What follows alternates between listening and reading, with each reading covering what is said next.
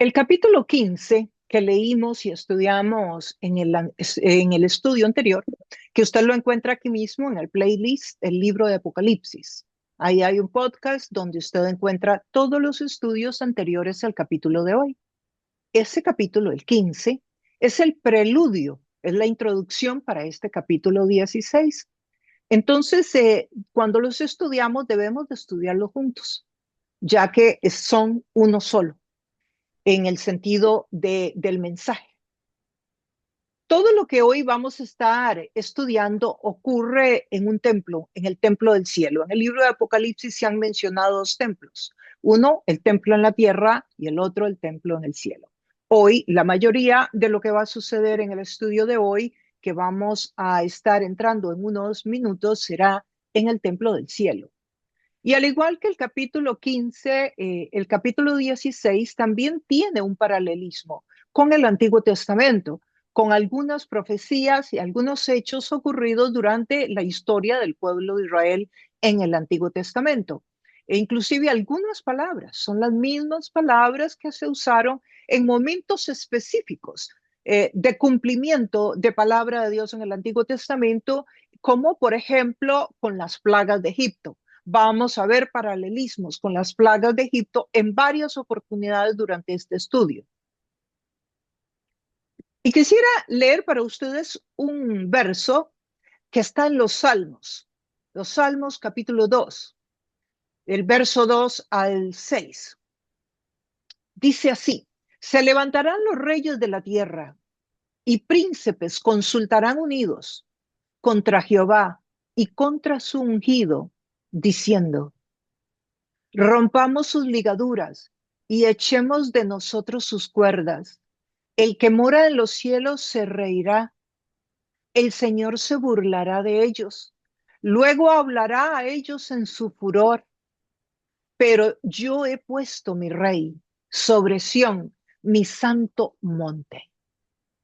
Estos versos aquí en el Salmo 2 los vamos a sentir muy cerca en cuanto estemos estudiando este capítulo, porque este capítulo encierra una de las batallas más importantes en el mundo espiritual, y es la batalla del Gran Armagedón.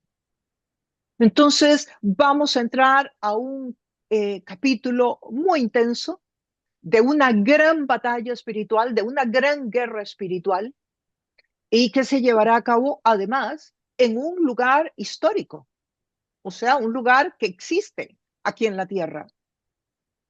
Todo eso lo vamos a ir viendo conforme nos adentremos en el texto. Y el Salmo 2, como ustedes pudieron escuchar o leer en sus propias Biblias, nos dice en el capítulo 2, verso 2, se levantarán los reyes de la tierra y príncipes consultarán unidos contra Jehová y contra su ungido. Y eso es exactamente lo que vamos a ver o a empezar a ver hoy en este capítulo 16, la unión de los reinos de la tierra, de las naciones de la tierra contra Dios. Ya esto casi antes de la venida de Jesucristo, la segunda venida. El verso 1 de este capítulo dice: oí una voz que desde el templo decía a gritos a los 7 ángeles: vayan y derramen sobre la tierra las 7 copas del furor de Dios. Sí, veremos entonces en este capítulo juicios. Y para eso les recuerdo un poquito, y para los que se están uniendo por primera vez hoy, que en los capítulos anteriores estudiamos juicios de Dios. Primero estudiamos el rompimiento de 7 sellos. Al romperse cada uno de estos sellos, venía un juicio diferente sobre la humanidad. Luego surgieron 7 trompetas que precisamente surgen del último sello.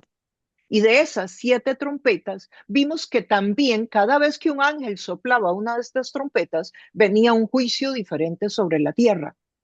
También podemos apreciar, ahora que ya vamos avanzando en el estudio del libro, que los juicios de las 7 trompetas están basados un poco en los juicios que iniciaron primeramente en el rompimiento de los sellos. O sea que de alguna manera son como una continuidad, pero con un aumento en intensidad y algunos cambian también. Bueno, ahora estamos ante otros 7 juicios.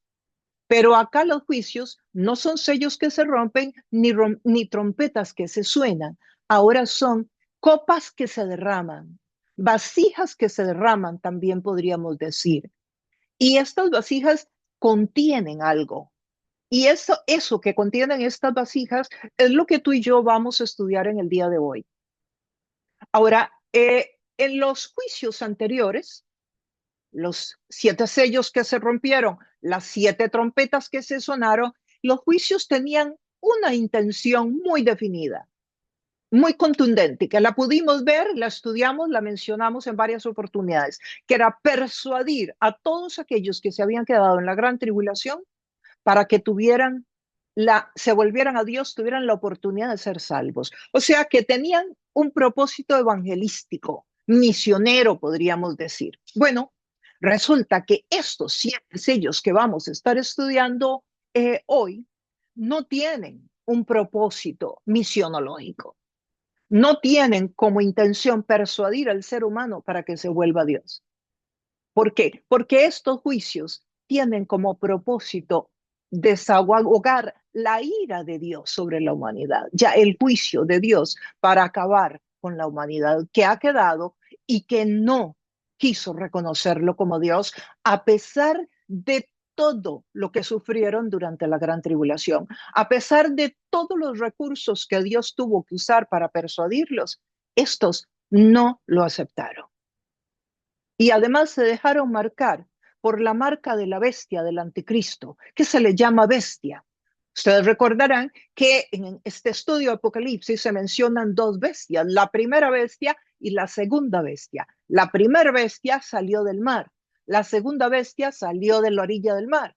La primera bestia es el anticristo, la segunda bestia es el falso profeta. Bueno, ellos adoraron a la bestia.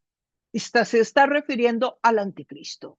Entonces, 2 cosas hicieron. Se dejaron marcar, recibieron la marca de la bestia y además adoraron su imagen. Esto lo veremos en unos momentos que entremos en el contenido de este capítulo.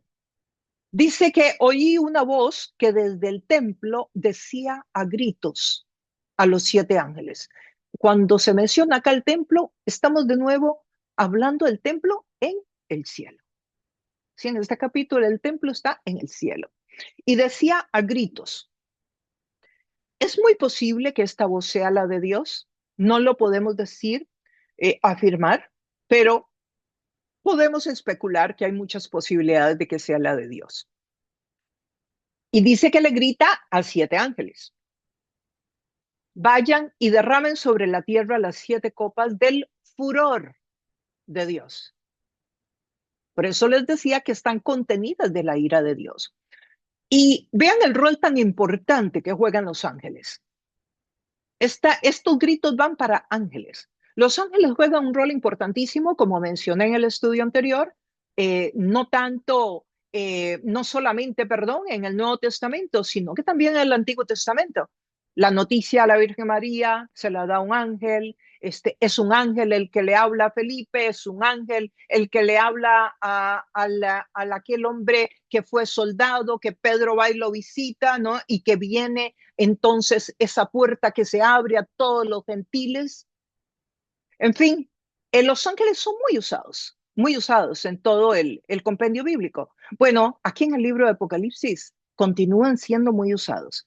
Y actualmente, como mencioné en el estudio anterior, actualmente, hoy en tu vida, estés caminando por París, por Nueva York, por las montañas de Nepal o simplemente sentado en tu casa escuchando este estudio, yo te quiero decir que los ángeles ocupan un rol importantísimo en la vida de los creyentes.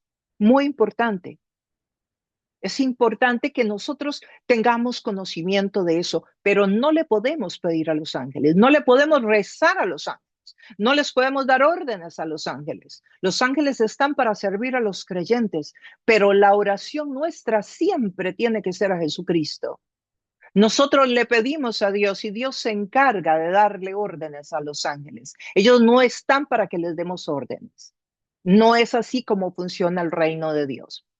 No es el tema de hoy, pero lo aclaro porque sé que algunas personas algunas veces se pueden confundir y creer que también le pueden orar a los ángeles. Eso es un pecado y es un pecado gravísimo. La Biblia habla clarísimo de que el único mediador entre Dios y los seres humanos es Jesucristo. No le podemos orar a nadie, sino al único que lo merece, al único que dio la vida por ti en la cruz y al único que la Biblia dice que se lo debes de orar, sobre todo. ¿Para qué tú le vas a pedir a un ángel o le vas a pedir a otra persona que fue muy buena, porque fue muy buena, o a tu abuelito que ya murió, si la Biblia dice que no lo hagas? O sea, si lo que quieres es acercarte a Dios, pues obedécele a Dios obedeciendo a la Biblia. Como se mencionó en el capítulo 15, precisamente en el verso 8, nadie podía entrar en el santuario hasta que hubieran terminado las plagas. Es muy posible que nosotros eh, hoy podamos comprender un poco mejor sobre toda esta ira de Dios, esta ira santa de Dios. Y sí, sí se puede decir ira santa de Dios, porque cuando hablamos de la ira de Dios, yo sé que a nosotros, desde una perspectiva humana, nos suena como a estallido de cólera, como a una persona compulsiva. Pero no, aquí la ira no tiene el significado que tiene para nosotros los humanos. Se está refiriendo a un concepto totalmente diferente. De hecho, se está refiriendo a un atributo de Dios. Y voy a mencionar algunos atributos para que tengan una idea a qué me refiero. Cuando aquí se habla de la ira, se habla de un atributo como, por ejemplo, que Dios es omnipresente. ¿Qué significa omnipresente? Que Dios está presente en todas partes, que Dios es omnipotente, que Dios lo puede absolutamente todo, que Dios es omnisciente, que Dios lo sabe absolutamente todo, más que la inteligencia artificial. ¿Qué significa omnisciente? Que lo sabe absolutamente todo, lo que está sucediendo hoy, lo que va a suceder mañana y lo que ya sucedió hace años. Si Dios no tiene tiempos tampoco, ese es otro atributo de Dios. Pero otro atributo también de Dios es que Dios es santo. Y no hay nadie, ningún ser humano que sea tan santo como Dios. Otro atributo de Dios es que Dios es justo. Sí, estos son atributos de Dios. Algunos de ellos le fueron comunicados al ser humano. Recordarán ustedes cuando Dios dice allá en Génesis, hagamos al ser humano a imagen y semejanza nuestra. Nuestra, por cierto, habla de plural, ya desde ahí hablaba de la Trinidad, pero bueno, dice, hagamos al hombre a imagen y semejanza nuestra. Entonces Dios ahí hace al ser humano semejante, ¿sí? O sea, nos da el intelecto, para poner un ejemplo, pero no nos da la omnipresencia. Ningún ser humano puede estar en varias partes a la vez, como Dios está en todas partes. Es que no hay solo un espacio en donde Dios no esté. O la omnisciencia.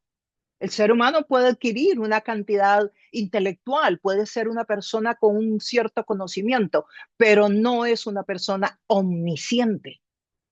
Bueno, para referirnos al atributo mencionado acá, que es la ira, ese es un atributo de Dios. Entonces, no es la ira como el enojo humano, como nosotros lo entendemos y como inclusive lo vivimos.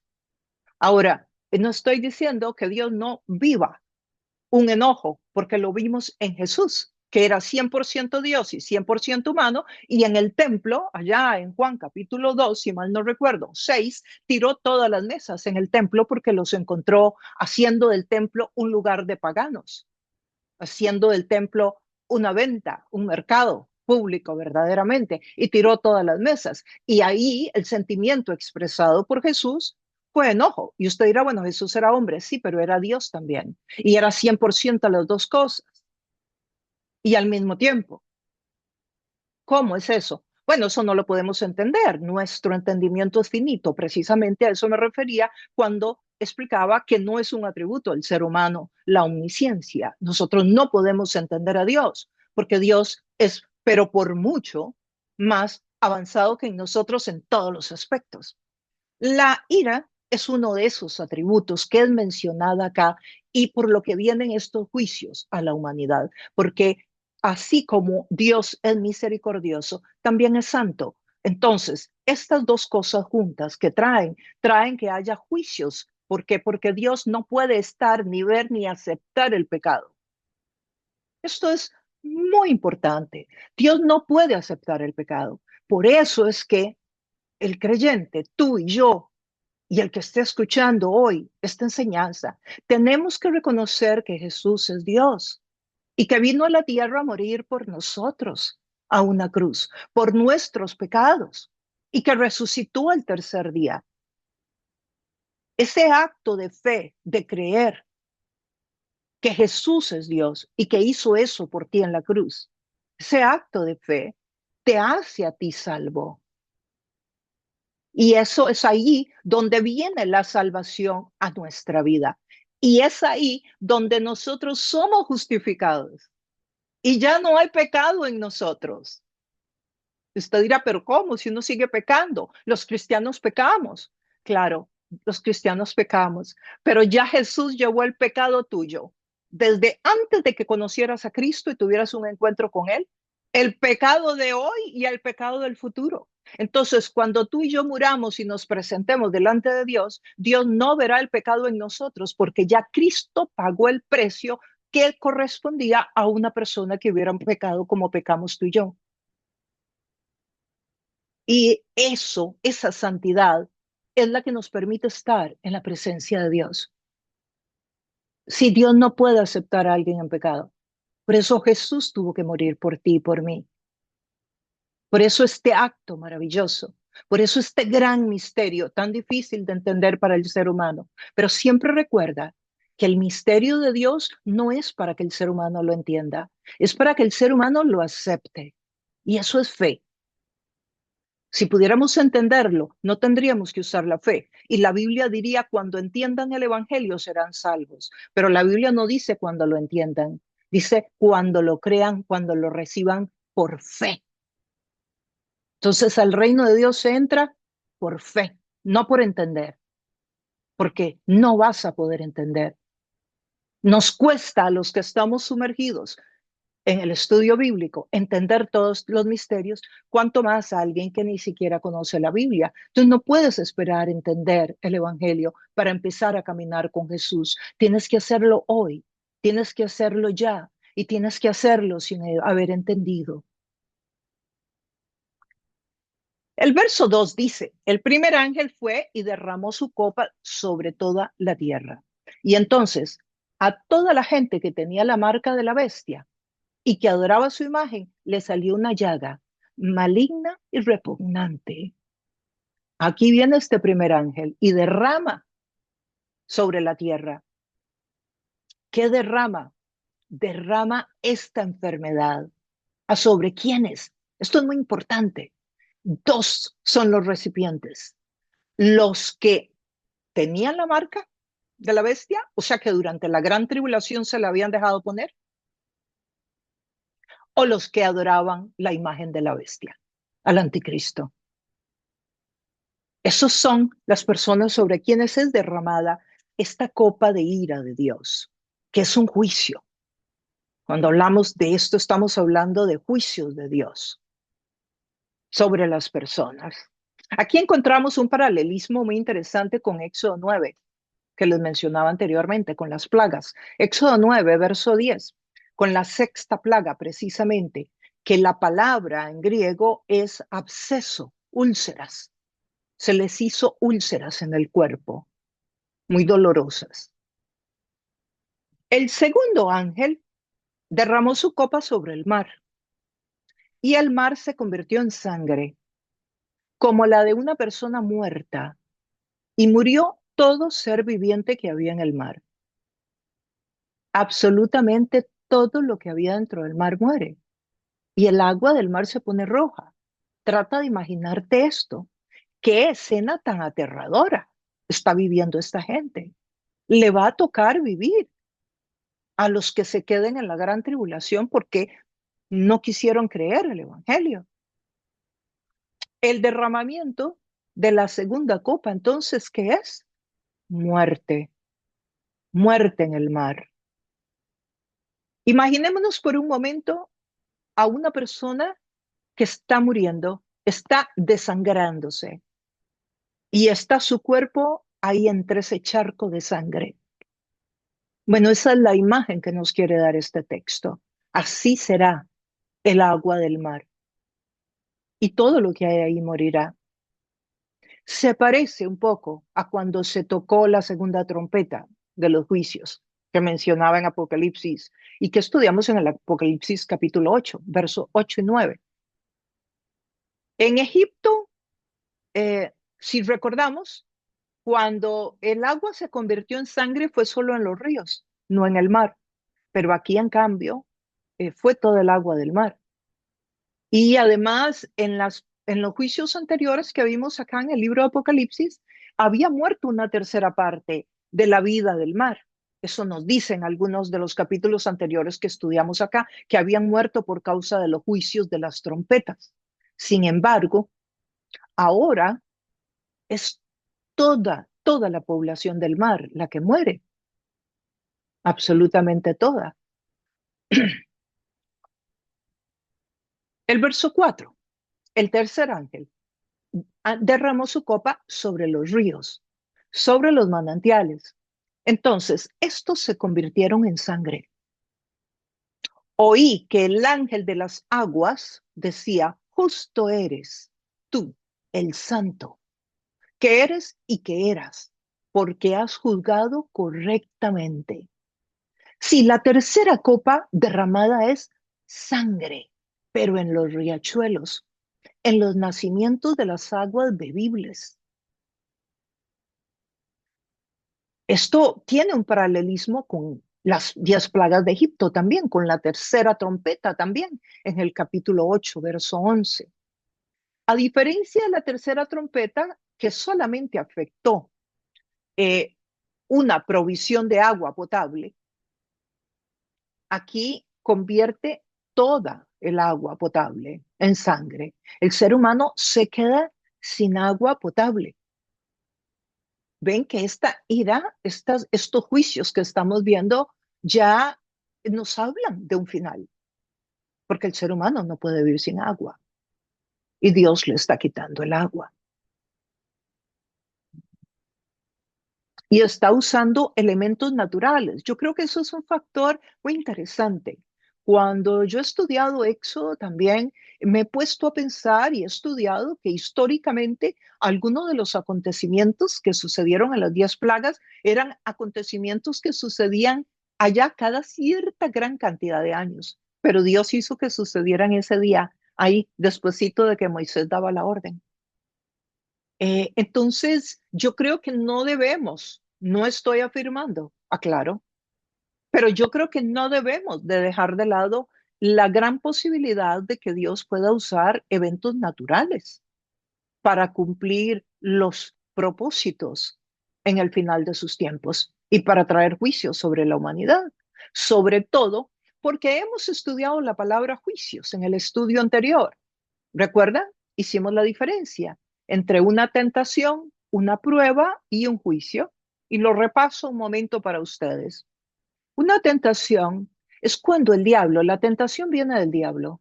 Cuando el diablo te pone algo o alguien para que tú desobedezcas a Dios, para que tú peques. La tentación tiene como fundamento hacerte pecar, apartarte de Dios a través de un pecado. ¿Por qué? Porque cuando la persona peca, cuesta mucho que se vuelva a levantar, porque el diablo además después le cae con sentimientos de culpabilidad y a esa persona le cuesta mucho reconocer que Dios le puede perdonar. Entonces generalmente tarda mucho tiempo esa persona para volver a Dios y es que vuelve. Entonces, esa es la tentación.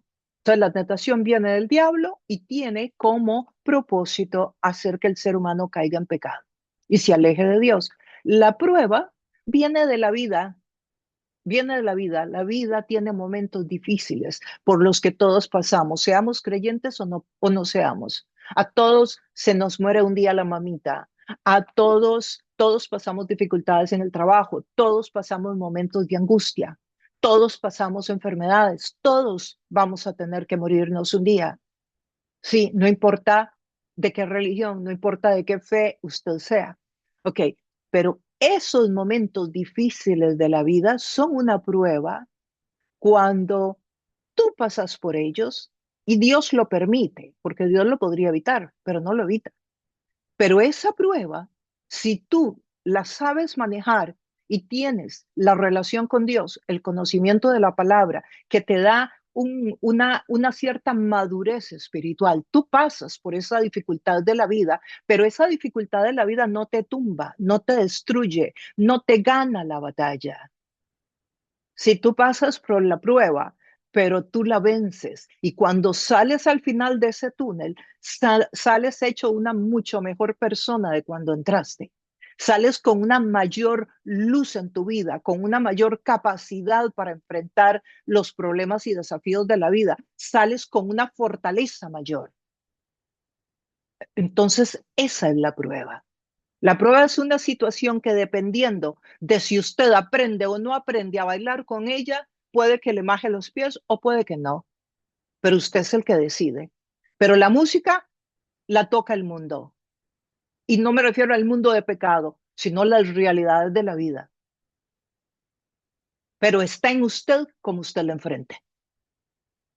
En cambio, el juicio es cuando usted ha desobedecido a Dios reiteradas veces en la vida, tantas veces, y ha llegado ante Dios a pedirle perdón, y Dios le ha dado la mano de nuevo, y Dios le ha extendido su amor y su misericordia, le ha restablecido y restaurado todas las cosas, y usted vuelve a traicionar a Dios, y entonces en esa traicionada a Dios usted pierde su negocio, pierde a su esposa, pierde a sus hijos, usted regresa a Dios, Dios le vuelve a perdonar, Dios le restaura el matrimonio, Dios le vuelve a dar un negocio, usted se vuelve a levantar, usted vuelve a pecar y vuelve a traicionar a Dios. Bueno, y en tantas que van y que vienen, en una, Dios dice, bueno, hasta aquí. Y entonces Dios manda un juicio sobre tu vida. ¿Cuál es el juicio? Generalmente el juicio de Dios, no siempre, pero muchas veces.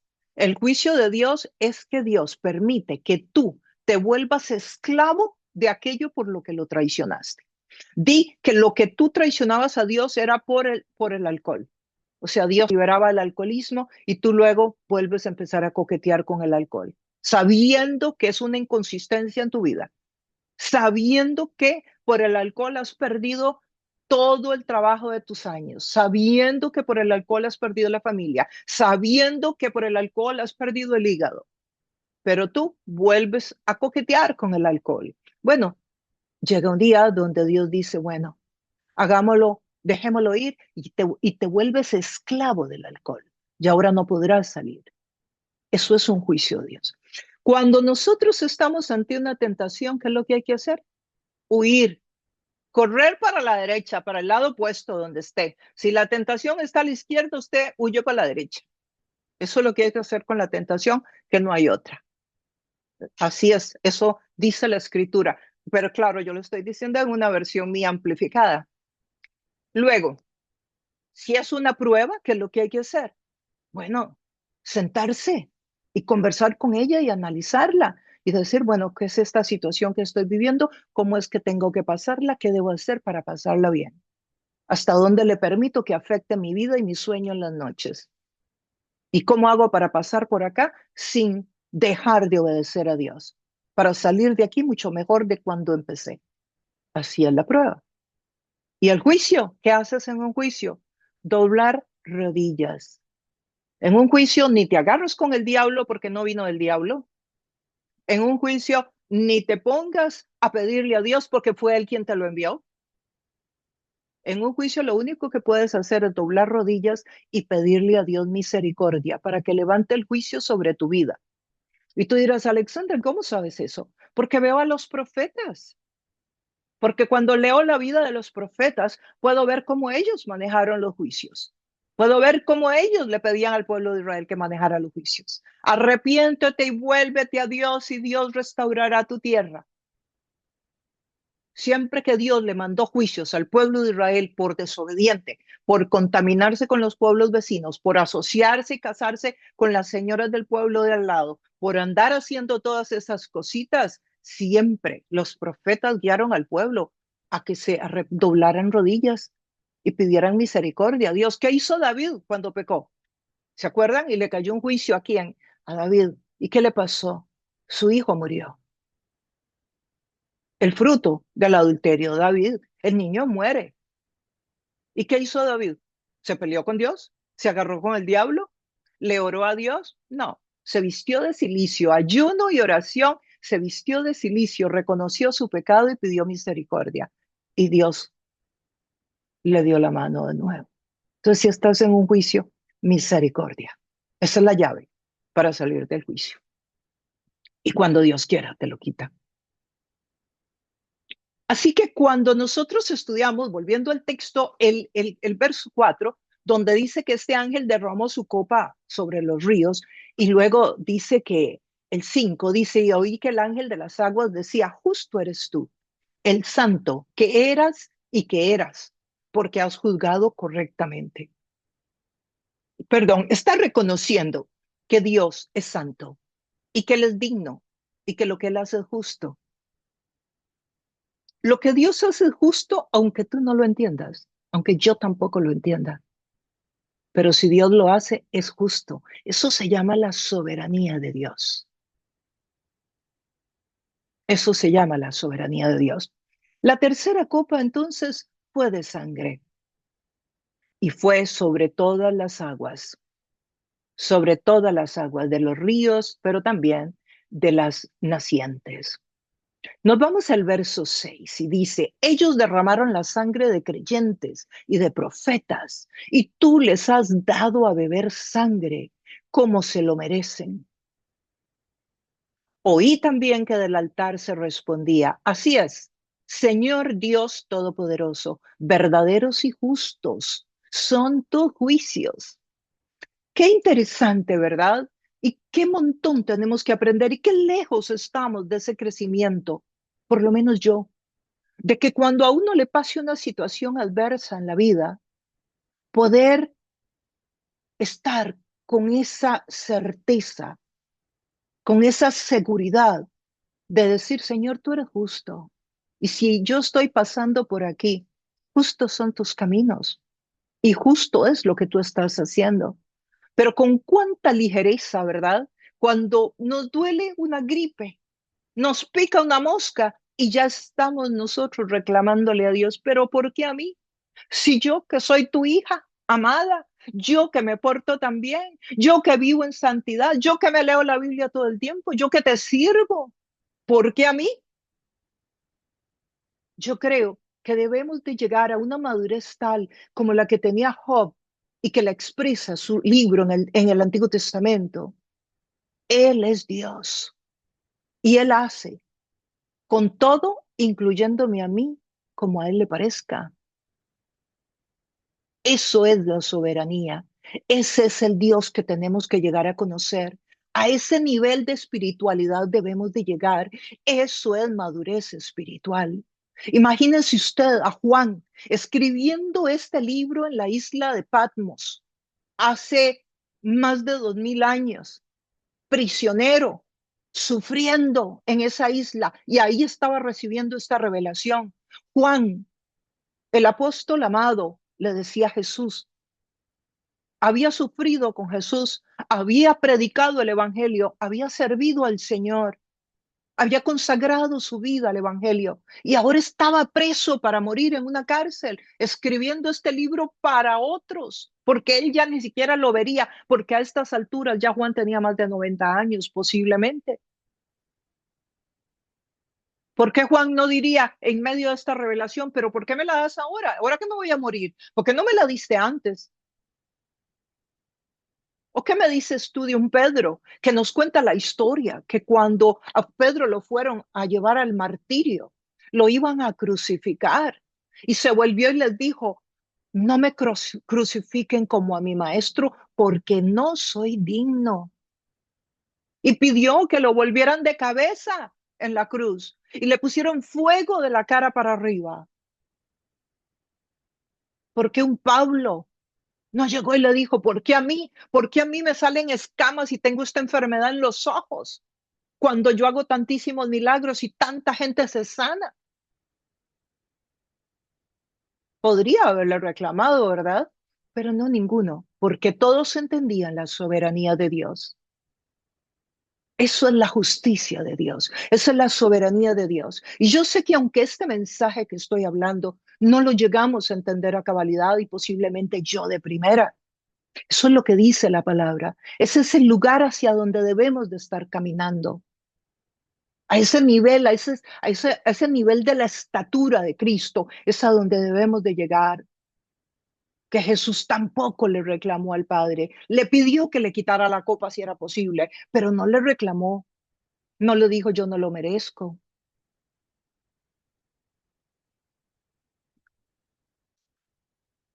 Así que, Dios Todopoderoso, verdaderos y justos son tus juicios.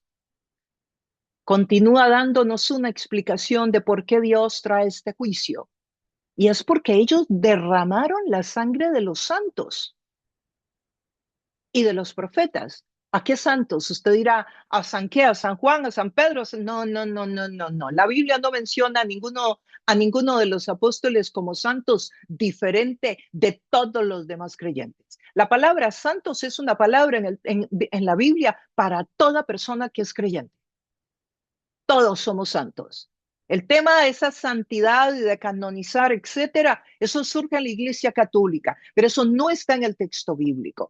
Santo es una palabra que es algo, un término, un concepto de la cruz. Cuando una persona reconoce que Jesucristo es Señor, automáticamente es justificado y por lo tanto es santo. Y la palabra santidad significa es una palabra que tiene dos contenidos muy interesante, dos eventos en uno.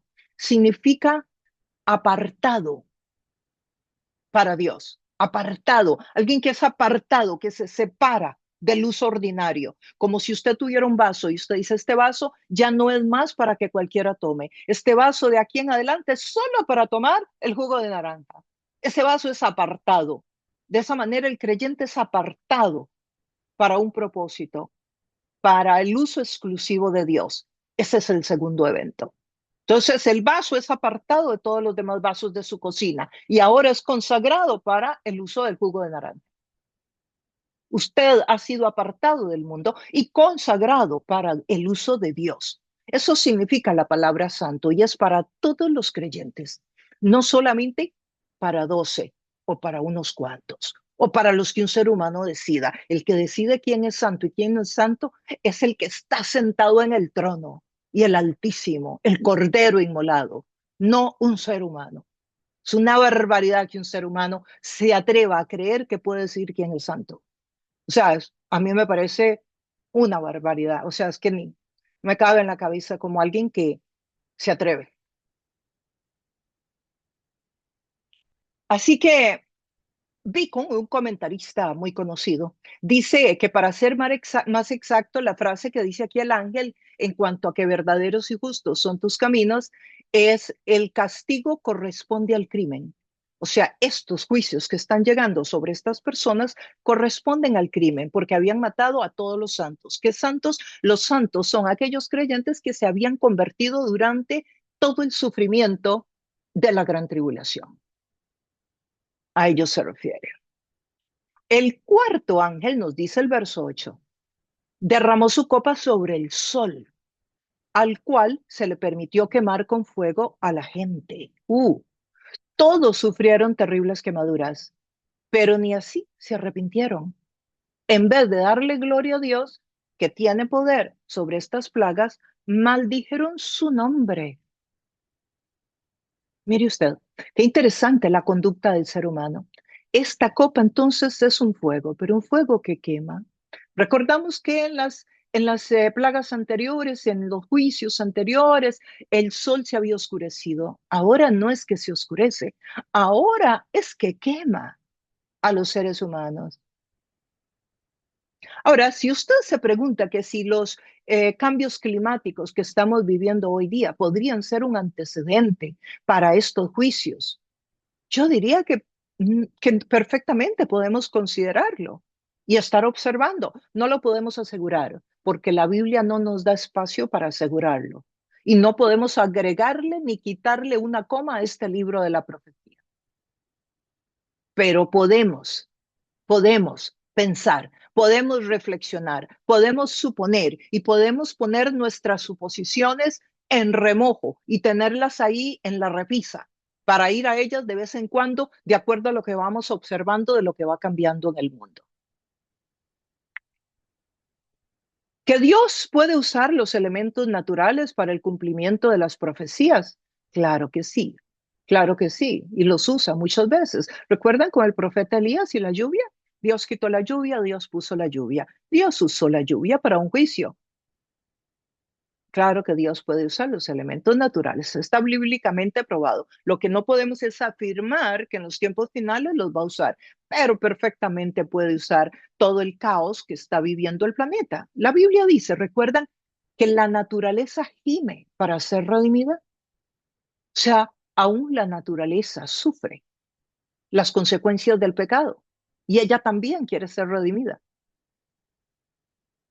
Estoy personificando la naturaleza, lo sé, pero es para darnos una idea clara porque sí que el texto dice que la naturaleza gime para ser redimida y sí que la naturaleza ha sufrido el impacto del pecado. Claro que sí. El huerto del Edén era perfecto antes del pecado. La naturaleza estaba en el huerto del Edén, pero no había muerte, ni del ser humano ni de la naturaleza. La muerte no estaba en el panorama. La muerte entra con el pecado original. Porque cuando Dios dicta un juicio contra un ser humano en nuestro tiempo, generalmente la persona se endurece. Y recordemos quién se endureció notablemente, el faraón. Cuando Moisés traía las plagas, dice que el corazón de faraón se endurecía. Hoy todavía sucede lo mismo con muchas personas. Pasan por sufrimientos y sus corazones se endurecen contra Dios.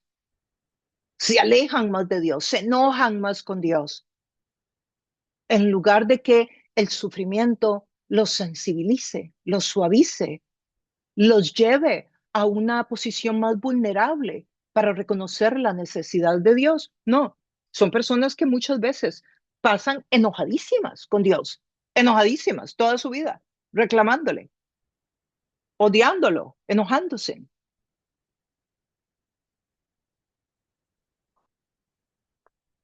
Estoy tomando un tecito espectacular que me hice de unas hierbas frescas, delicioso.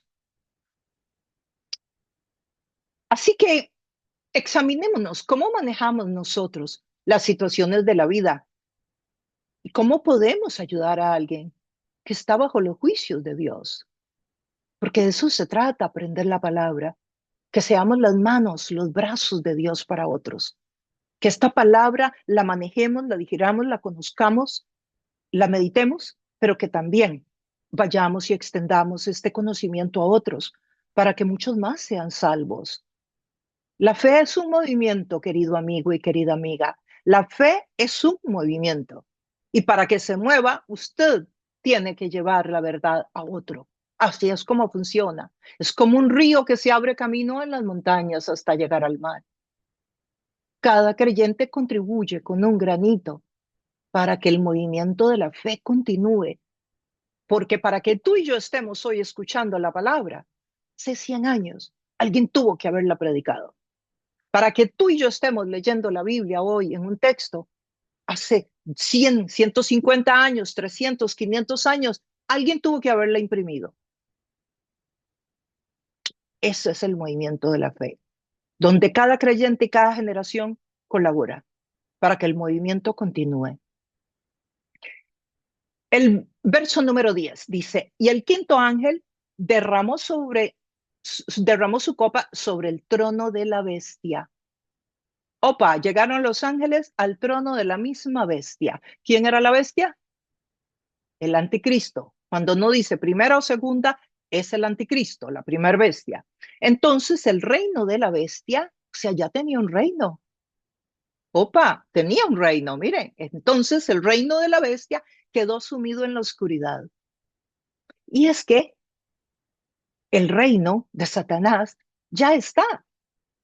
Sí, suena violentísimo, yo sé, pero estamos en el reino de Satanás. Este no es el reino de Dios. ¿Recuerdas que Jesús dijo, el reino de los cielos se ha acercado, pero no dijo que se ha establecido?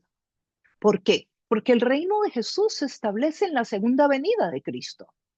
Y mientras tanto, estamos en el reino dominado por el enemigo. Por eso la muerte, por eso la maldad, por eso el hambre, por eso las guerras. Si fuera el reino de Dios, no habrían guerras. Entonces, estamos en el reino del enemigo. Ahora, que hay algunas evidencias como pinceladas del reino venidero, sí, claro. ¿Y que llegaron cuándo? Cuando Jesús vino en su primera venida. Él dijo, el reino de los cielos se ha acercado. Llegó el Espíritu Santo, que es una evidencia del reino venidero. Y con el Espíritu Santo los dones. Y con el Espíritu Santo las sanidades. Y con el Espíritu Santo llegó el fruto en la vida del creyente. Y con el Espíritu Santo la resurrección. Y con el Espíritu Santo la resurrección que vamos a tener de entre los muertos. Y con el Espíritu Santo la salvación. Porque ahora Dios vive dentro de cada uno de nosotros.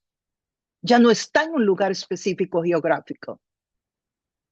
Ese Dios omnipresente que está en todas partes, una de las partes donde está o donde puede estar, si tú lo permites, es dentro tuyo, gobernando tu vida, haciendo de ti una nueva criatura, permitiendo que toda tu familia conozca de la luz que lleva a la vida eterna. Ese es el propósito de Dios. Entonces, cuando habla aquí del reino de la bestia, está correcto. Este era el reino de la bestia. El reino de Dios es el que viene. Y hoy tenemos algunas herramientas que podemos usar, que nos las provee el Espíritu Santo para sobrevivir estos tiempos, mientras llega el día del Señor. Dice que el reino de la bestia quedó sumido en la oscuridad. La gente se mordía la lengua de dolor. ¿Te puedes imaginar? Con lo que duele morderse la lengua, ¿verdad? Bueno, esta gente se mordía la lengua del dolor y por causa de sus padecimientos y de sus llagas, claro, porque acuérdense que venían con llagas también de las quemadas del sol. No, esta gente le tocó todas, escalera, y maldecían al Dios del cielo. Interesante. ¿Pueden ver un corazón endurecido acá? O sea, todo esto les está sucediendo y ellos están maldiciendo al Dios del cielo. No se arrepintieron de sus obras, dice el texto, el verso 11. Entonces, esta copa es una copa de oscuridad, parecida a las plagas, claro, en Egipto. Está en Éxodo 10, por si lo quieres estudiar, capítulo 21 y 23. El sexto ángel derramó su copa sobre el gran río Éufrates y se secaron sus aguas para abrir paso a los reyes de Oriente. Y vi salir de la boca del dragón. ¿Quién era el dragón? Lo estudiamos en capítulos anteriores, que de nuevo los puedes encontrar aquí en el playlist de este podcast, el libro de Apocalipsis. De la boca de la bestia y de la boca del falso profeta, tres espíritus malignos que parecían ranas. ¿Salieron de dónde? De la boca del falso profeta. Ustedes recuerdan que expliqué en el pasado que el anticristo va a venir al mundo, será un ser humano, que va a servir a Satanás, que vendrá con una agenda muy, muy intencional, que será política, sí, y que será una agenda económica. Y que el falso profeta aparecerá con una agenda también muy particular, pero será religiosa. Y que ambos tratarán de instaurar un orden mundial. El anticristo a nivel económico, un orden mundial económico. El falso profeta, una religión mundial. El falso profeta le servirá al anticristo. Eso lo he explicado en estudios anteriores. Bueno, aquí de ambos, de la boca de ambos, salen estas ranas que son espíritus. Vean qué interesante, cómo la palabra nos da el nombre de estos espíritus, no el nombre, pero la forma, ranas. ¿Por qué? Porque quiere darnos a entender lo atroz, lo desagradable que es lo que salía de ellos, los espíritus que salían de ellos. O sea, cómo de ellos podían salir otros espíritus más. Son espíritus de demonios, dice el verso 14. Son espíritus de demonios que hacen señales y que salen a reunir a los reyes del mundo entero para que la batalla del gran día del Dios Todopoderoso. O sea, estas tres ranas tienen como propósito, las manda el anticristo y el falso profeta, para que hagan señales y que salen a reunir a los reyes del mundo entero para la batalla del gran día del Dios Todopoderoso. Pongamos atención entonces, habla de espíritus. Cuando habla de espíritus, y está hablando de espíritus que salen con una misión, pero salen haciendo señales. Amigos y amigas, este tema de las señales, y no quiero ser repetitiva, pero es que tenemos que tener oídos y ojos espirituales, que Dios nos ponga colirio en los ojos y circuncise nuestros oídos para que entendamos el mundo espiritual, porque esto de las señales, tenemos siempre que estar muy aterrizados en la palabra, que las señales las puede hacer el Espíritu Santo, puede hacer milagros en nuestra vida, sanarnos, cambiarnos, transformarnos. Pero también el anticristo tiene poder. Aquí dice que estos demonios van a salir haciendo señales. ¿Por qué? Porque saben que el ser humano se deja llevar por las señales y que los seres humanos creen que todo lo que sea sobrenatural viene de Dios, pero no es así. No es así. Pueden haber señales, pueden haber milagros que son sobrenaturales y no vienen de Dios. ¿Que cómo lo vas a saber? Teniendo una relación con Dios y conociendo su palabra, porque entonces vas a adquirir esa sensibilidad al mundo espiritual, esa madurez espiritual que se llama discernimiento. Pero eso no se adquiere, eso ni se compra en un supermercado. Eso no se adquiere memorizando la Biblia. Eso se adquiere en la relación con Dios y con Dios no se puede relacionar nadie que no lo conozca. Tienes que conocerlo. ¿Y cómo lo conoces? Lo conoces leyendo la palabra, conversando con Él, poniendo en práctica la palabra. Entonces, ni memorizando la Biblia, ni ayunando, ni orando. Usted puede ayunar, puede orar y puede conocer la Biblia de memoria y no conocer a Dios. Claro, los religiosos se saben la Biblia, los religiosos ayunan todo el tiempo, los religiosos oran por horas y repiten lo mismo y no conocen a Dios. Eso es un espíritu, de hecho. No, usted tiene que practicar la palabra. Usted tiene que tener una relación con Dios. Entonces, Alexandra, usted me está diciendo que yo puedo orar y no tener relación con Dios. Sí, eso estoy diciendo. Sí, claro, una persona puede orar y orar y orar y vivir en pecado, por ejemplo. No tiene la más mínima intención de obedecer a Dios. Bueno, quiero decir que nadie peca. No, no, no, todos pecamos. Lo que quiero decir es que no es lo mismo pecar que tener la intención de pecar todo el tiempo. Son cosas diferentes y desafortunadamente para nosotros, Dios lo ve. Dice que Dios ve el corazón del hombre. O sea, Dios ve cuando usted llega a orar sabiendo ya que de ahí usted va a ir a pecar. En fin, lo que quiero decir es que la fórmula no es mágica.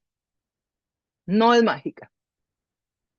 Y que usted no vaya a creer que usted puede paquetear a Dios literalmente y como se dice popularmente, ¿no? La sexta copa que se derrama es una invasión. Es una invasión. Y en esta plaga encontramos un paralelismo muy interesante con muchos pasajes bíblicos. Pero aquí encontramos una guerra espiritual. ¿La pueden ver? Los espíritus que son como ranas salen. Los espíritus de demonios hacen señales, ¿sí? Hacen señales para confundir a la gente, porque saben cómo manejar este tema con el ser humano, desde luego, nos conocen, y salen a reunir los reyes del mundo. ¿Para qué? Para la batalla del gran día del Dios Todopoderoso. Están reuniendo a los reyes. ¿Quiénes son los reyes? Las personas de influencia que están gobernando naciones. las organizaciones mundiales que posiblemente van a estar en esa época, porque ya para este momento se estableció el orden mundial del que estaba mencionando de la agenda del anticristo. Entonces, posiblemente van a ser organizaciones que están sobre naciones.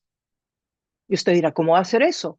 Si la máxima autoridad en el mundo es cada gobierno. Bueno, era hasta hace unos años, pero si usted estudia la situación mundial hoy hay organizaciones que le dictan a los gobiernos cómo gobernarse, las leyes que pasan y las que no pasan. Y como saben que los candidatos políticos muchas veces necesitan dinero para la campaña, bueno, les ponen una agenda y si obedecen esa agenda cuando queden de gobernantes, entonces les subsidian las campañas políticas. Yo recuerdo en mi país que entró un candidato a la presidencia y cuando quedó de presidente a los 8 días puso una bandera al lado de la bandera de Costa Rica, de personas de una cierta preferencia sexual. O sea, a mí me pareció una barbaridad. O sea, el hecho de que amemos a las personas y respetemos a todas las personas como las respeta Dios, con sus preferencias sexuales, o sea, hacer eso, o sea, me pareció tan pagado, tan pagado. Bueno, pero esa es mi opinión personal. El dragón, el anticristo y el falso profeta, que muchos le llaman precisamente la Trinidad del mal, el dragón, el diablo, el anticristo y el falso profeta, las dos bestias. Y muchos teólogos le llaman la Trinidad del mal, la imitación de la Trinidad, sí, la Trinidad del mal. Las ranas también aparecen, ¿verdad? En las plagas de Egipto, si queremos recordar, en el capítulo 8, por ejemplo. Son animales considerados inmundos para el judaísmo. Interesante es que salían por la boca del dragón. Y esto me recuerda a mí aquellos textos bíblicos del Nuevo Testamento, cuando Jesús llegaba y decía, sacaba demonios, por ejemplo, y recuerdo que los demonios, las personas gritaban mientras los demonios salían de sus cuerpos. Y, o sea, relaciono este tema de que los espíritus salían de la boca del dragón con el hecho de que las personas cuando son liberadas de demonios muchas veces gritan. Yo también he presenciado, he estado en liberaciones de personas que han sido tomadas por demonios y yo lo he hecho para liberar personas, he orado para liberar personas, o sea, que he vivido lo que estoy contando y las personas gritan cuando los demonios están saliendo de su cuerpo. Entonces es muy interesante. No tengo mucho que decir teológicamente, solo quiero decir que es algo que yo he vivido, que he visto y también que otros amigos han visto y que usted lo ha leído, que lo vivió Jesús también, no solo que yo lo he vivido. Y cuidado, vengo como un ladrón, dichoso el que se mantenga despierto, con su ropa a la mano, no sea que ande desnudo y sufra vergüenza por su desnudez. Cuidado, vengo como un ladrón. Parece una gran señal, una gran señal. Nunca podremos saber exactamente cuándo va a ser. Es la intención de Dios que no sepamos el momento exacto. Nos da todas las luces, nos habla de las estaciones, nos dice cuando vean esto, cuando vean aquello, cuando vean aquí, cuando vean allá, pero no nos dice la hora ni el día, ni cuál generación será la que va a presenciar. Segunda de Pedro 3:10 dice, pero el día del Señor vendrá como ladrón en la noche. Ahora quiero que comparemos solo por un momento. Vean, Segunda de Pedro, Nuevo Testamento. ¿Quién habla aquí en Segunda de Pedro 3:10? Jesús. Jesús dijo estas palabras, pero el día del Señor vendrá como ladrón en la noche. Eso dijo Jesús. El día del Señor vendrá como ladrón en la noche. ¿Qué dice aquí el texto en la Biblia, en el libro de Apocalipsis, en el verso 15 del capítulo 16? Cuidado, vengo como ladrón. Sí, en el Nuevo Testamento dijo, el día del Señor vendrá como ladrón. Ahora ya no es el día del Señor el que viene como ladrón, es Él el que viene, está en primera persona. Él es el reino, Él es la verdad, Él es la vida. Esta es una invitación definitivamente a que estemos alerta y tiene un gran contenido teológico, pero también práctico. el verso 16. Entonces los espíritus de los demonios reunieron a los reyes en el lugar que en hebreo se llama Armagedón. Entonces los espíritus de los demonios reunieron a los reyes en un lugar que en hebreo se llama Armagedón. Atención a esa palabra, es una palabra clave en el estudio de este libro. Y Armagedón, la palabra proviene del hebreo Har, H-A-R, Megiddo, que significa monte de Megiddo. Una zona real en Israel, asociada históricamente con grandes batallas. Un lugar específico en Israel. Entonces, estos espíritus reúnen a los reyes en un lugar específico para una batalla específica con Dios. Con Dios. Vamos a ver, mide como 380 kilómetros cuadrados. Está como a 40, está, más o menos, la extensión es como 40 kilómetros por 20 kilómetros, como 25 millas por 12 millas de ancho. Es un valle amplio, fértil, estratégico para los grandes ejércitos. Está ubicado a algunas millas de Nazaret. ¿Y por qué me fijé en este detalle? Está como a 24 millas como a 18 millas de Nazaret, porque pensé que entonces si ese lugar está cerca de Nazaret, es muy posible que Jesús caminara por ahí cuando era joven. Y sí, en realidad está como 18 millas, o sea que Jesús lo conoció. Qué tremendo, ¿verdad? Y en ese lugar él volverá a tener una batalla con el enemigo. Les voy a mencionar algunas que han sucedido y que están grabadas en los récords de la historia. Por ejemplo, la batalla de Megiddo que tuvo Egipto en 1457 a.C. También está la batalla del rey Josías en el año 609 a.C. Está mencionada en el texto bíblico. Segunda de Reyes 23-29 habla de esta batalla. Se llevó a cabo en este lugar. Esta es una de las tantas evidencias externas de que lo que se menciona en la Biblia, y ahora particularmente en el libro de Apocalipsis, es real, es verdad.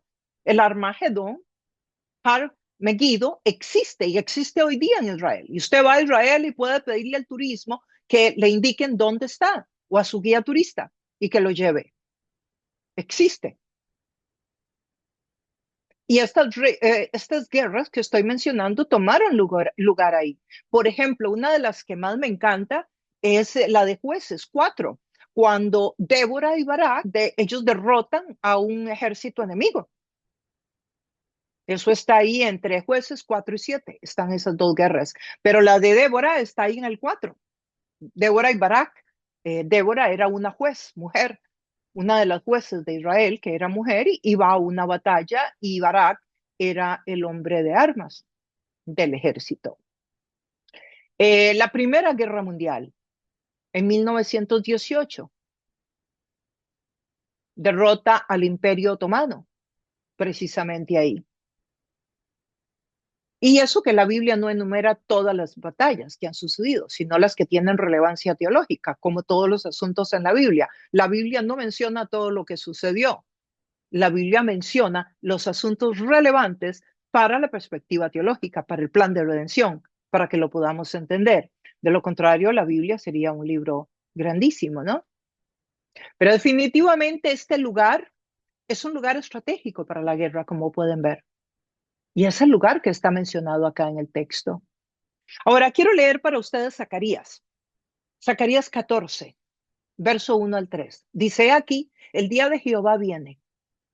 Y en medio de ti serán repartidos tus despojos, porque yo reuniré a todas las naciones para combatir contra Jerusalén, y la ciudad será tomada, y serán saqueadas las casas, y violadas las mujeres, y la mitad de la ciudad irá en cautiverio, mas el resto del pueblo no será cortado de la ciudad. Después saldrá Jehová y peleará con aquellas naciones como peleó en el día de la batalla. Entonces, sí habrá gran tribulación, sí habrá gran dolor, sí sucederán cosas horribles durante la gran tribulación, pero después vendrá Dios y peleará esa batalla en Armagedón y defenderá a los santos, a los mártires, a los que han creído en la palabra durante la gran tribulación.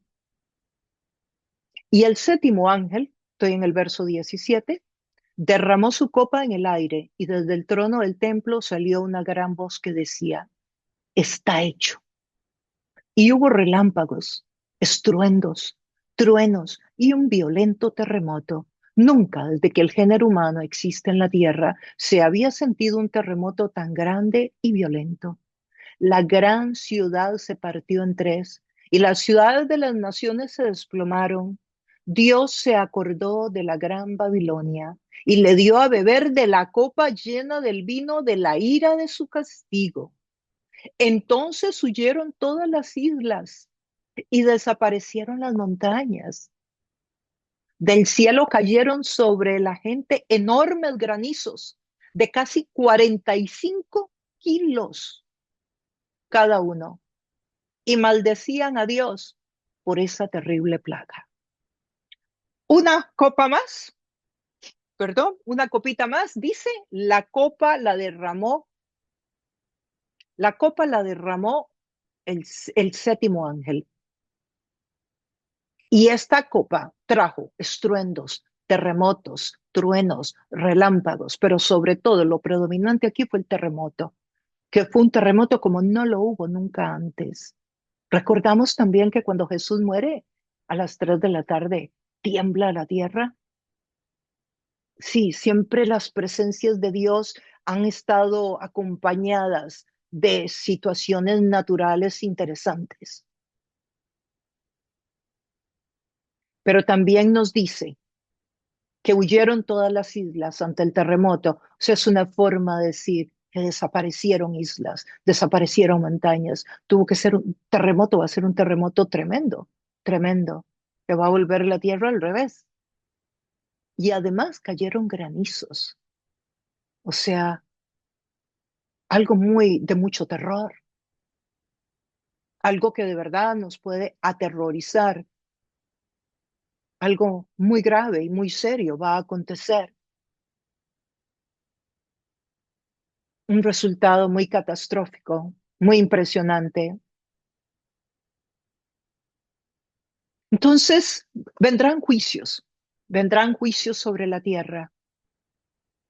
Y los últimos 7 son estas copas que serán derramadas y serán derramadas sobre la humanidad.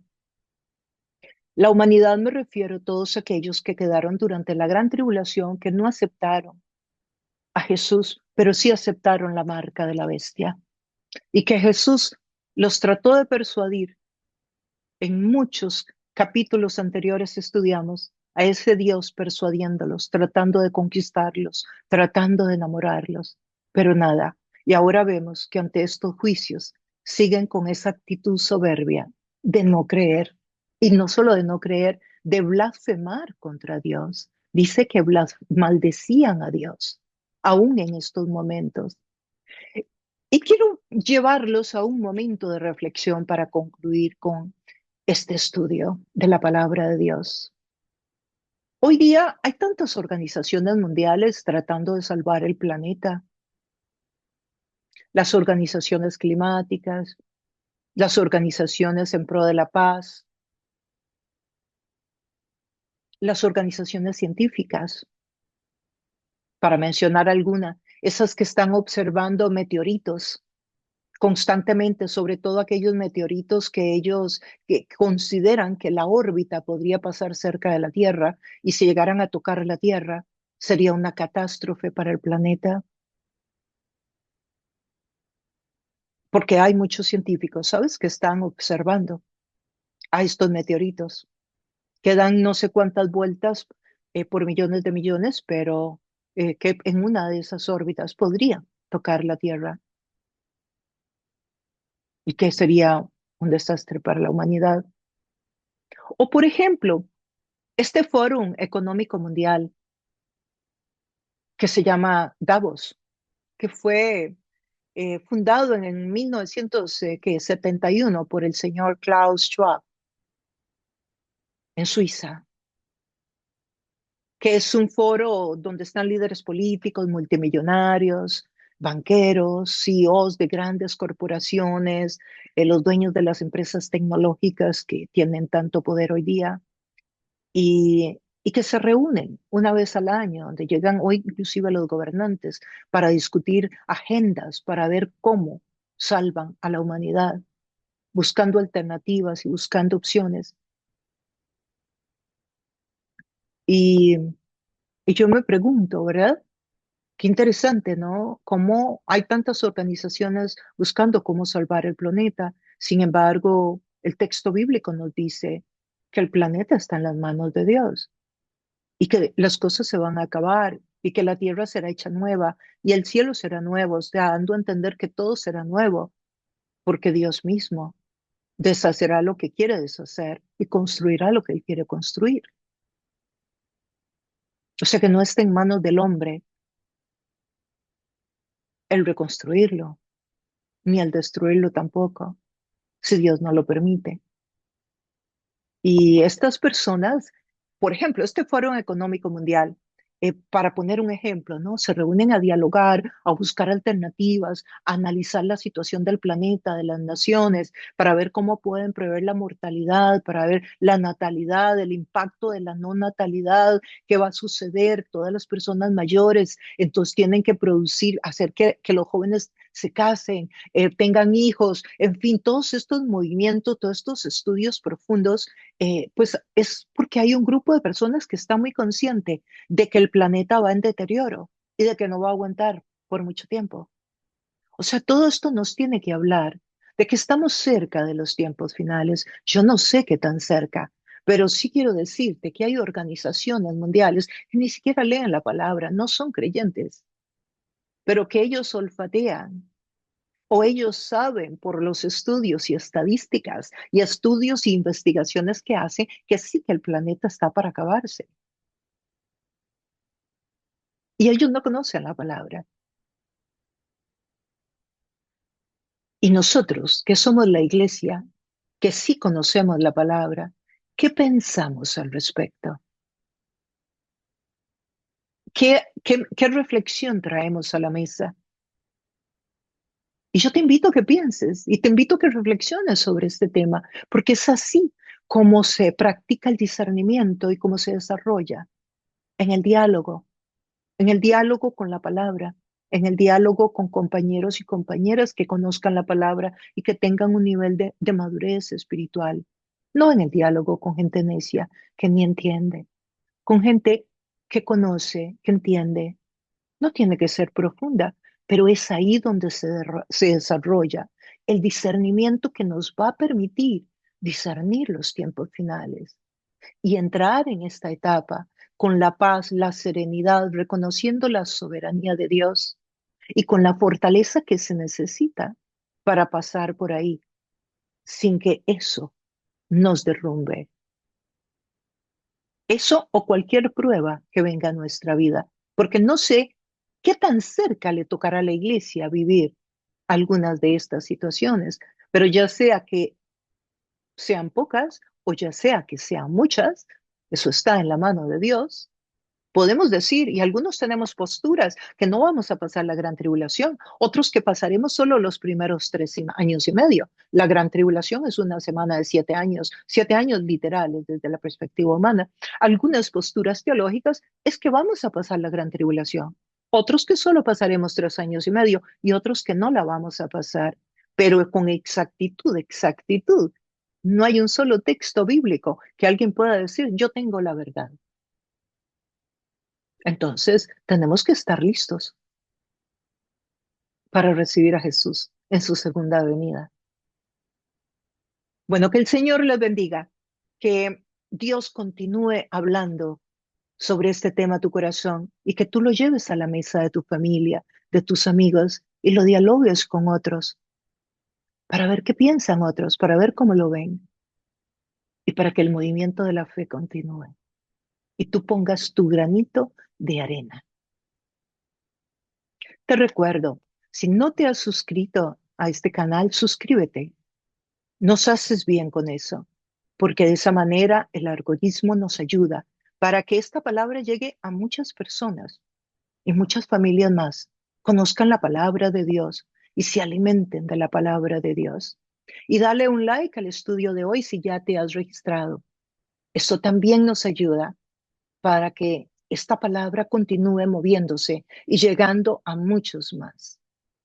Y bueno, nos vemos en el próximo estudio.